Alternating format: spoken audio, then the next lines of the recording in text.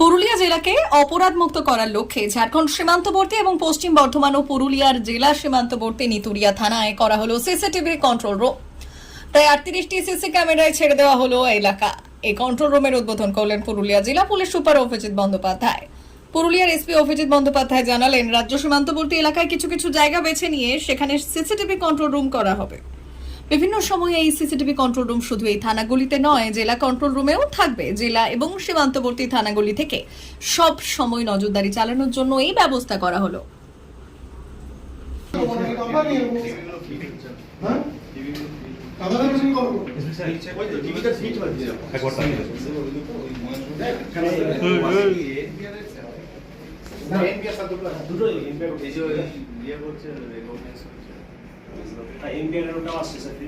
মুভমেন্টটা ইয়ে করছে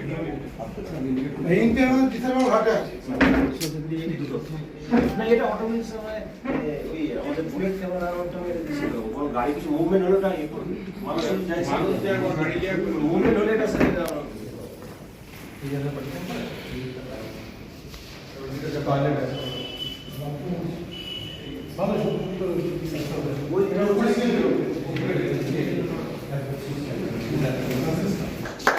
থানার যে একটা মিটিং রুম প্লাস আয়োসদের রুম আর সিসিটিভি কন্ট্রোল রুমের উদ্বোধন করলাম।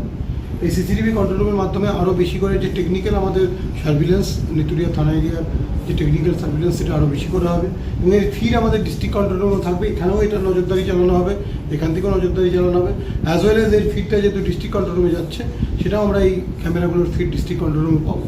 তো আমার মনে হয় আরও বেশি এফেক্টিভ যে সার্ভিলেন্স সেটা হবে।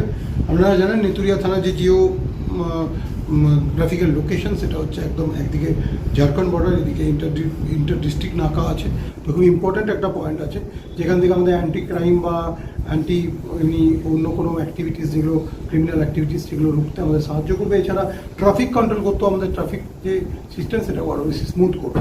এছাড়া আয়োসদের জন্য একটা সুন্দর পরিবেশ থাকবে। আয়োস রুম যেটা হয়েছে সেটা যথেষ্ট ভালো হয়েছে। তো ভালো পরিবেশে ভালো অ্যাম্বিয়েন্সে তারা ইনভেস্টিগেট করতে পারবে।